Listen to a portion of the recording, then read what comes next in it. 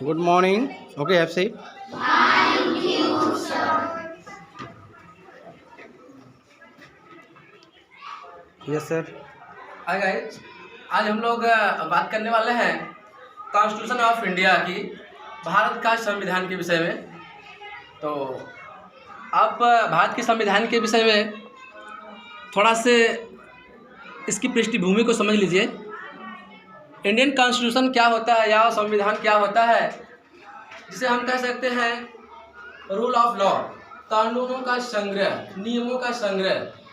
जिस प्रकार हम लोग अपने कोई भी कार्य करने के लिए, घर को चलाने के लिए जिस प्रकार से हम लोग कोई नियम कानून बनाते हैं ना, उसी प्रकार किसी भी देश को चलाने के लिए कॉन्स्टिट्यूशन की आवश्यकता पड़ती है। तो आज हम देखेंगे कि भारत का संविधान। तो भारत के संविधान में आपका चैप्टर नंबर 6 में आपका जो आपके 13 पॉइंट्स हैं, उन 13 पॉइंट्स को हम समझेंगे और उनका जो है क्वेश्चन आंसर करेंगे। ठीक है, चलिए। तो आपका जो पहला क्वेश्चन नंबर 1 है, कह रहा है कि who are the chairman of constitution assembly.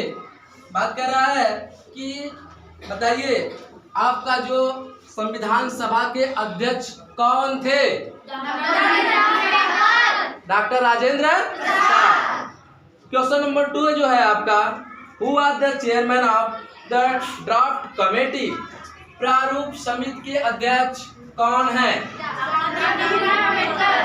Draft committee यानी प्रारूप समिति के अध्यक्ष जो है भीमराव अंबेडकर जी हैं।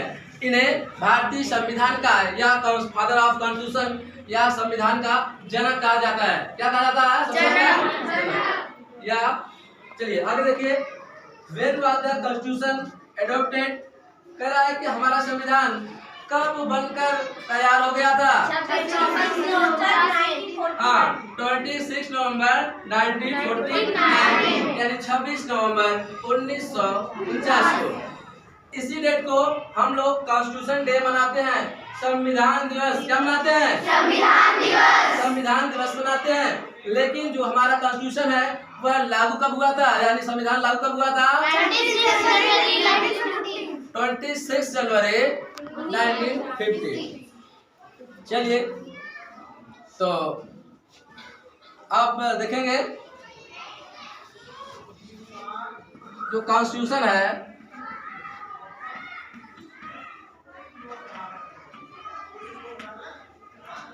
एडॉप्टेड कब हुआ था?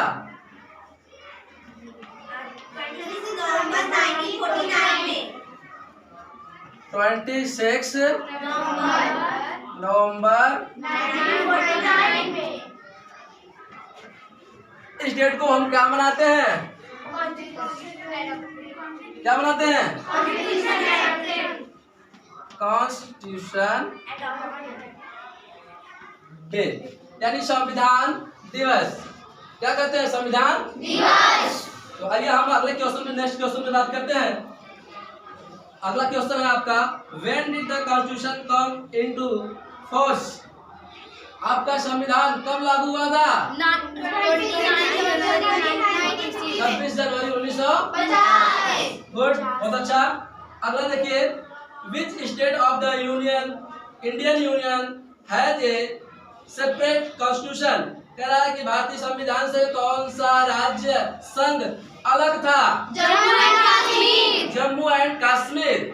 वह भारतीय संविधान से अलग था। चलिए नेक्स्ट देखते हैं, when did Hindi become official language of India. Bharat की राजभाषा हिंदी कब बनी? 1950 में। 1950 में भारत की राजभाषा है हिंदी। ठीक है, अगला देखते हैं question number 7, who is the constitutional head of the Indian union. आपको बताना है कि भारतीय संविधान का जो प्रमुख, संघ का सबसे प्रमुख या पहला व्यक्ति कौन होता है? प्रेसिडेंट ऑफ इंडिया, जिसे यानी भारत का राष्ट्रपति। ये होता है ना?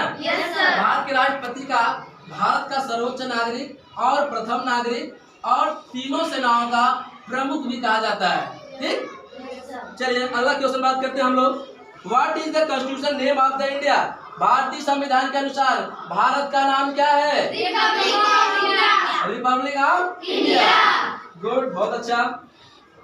अगला क्वेश्चन है, who is the employed by Indian constitution of appointment of attorney general of India?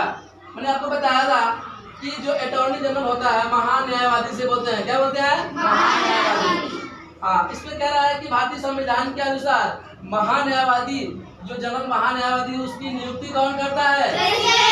President, यानी भारत का राष्ट्रपति। गुड, बहुत अच्छे। Who is the only person holding is the right appointment of chief justice of India? आपको बताना है कि वह भारतीय संविधान का कौन सा ऐसा व्यक्ति है जिसकी नियुक्ति सर्वोच्च न्यायालय का मुख्य न्यायाधीश यानी चीफ जस्टिस करता है। कौन करता है? अच्छा बताइए आप लोग, एक वर्तमान में जो प्रेजेंट में चीफ जस्टिस कौन है? वाई चंद्रचूड़।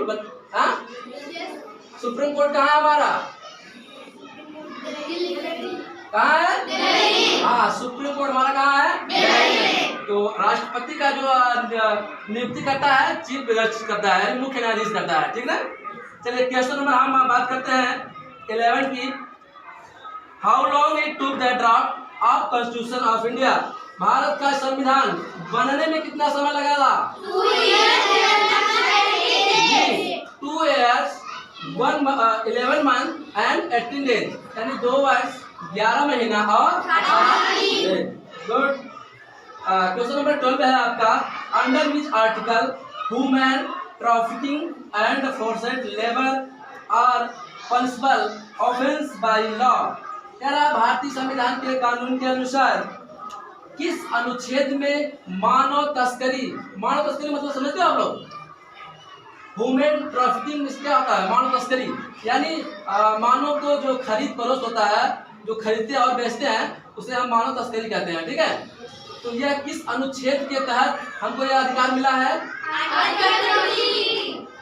आर्टिकल 23। आर्टिकल यानी अनुच्छेद 23 के अनुसार, 23 के अनुसार हमको मानव तस्करी के लिए भी न करने के लिए अधिकार मिला है कि अगर ऐसा कोई करता है तो उसके तहत जो है आपको कार्रवाई की जाएगी, ठीक है।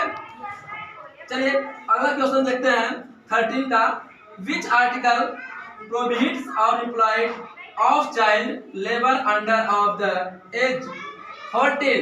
कह रहा है कि भारतीय संविधान के अनुसार जो 14 वर्ष के बच्चे हैं, यानी आप लोग 14 वर्ष के बच्चों को जो मजदूरी कराई जाती है, बाल श्रम जिसे बोलते हैं, बाल श्रम अधिनियम के तहत, तो किस संविधान में किस आर्टिकल के अनुसार ये हमको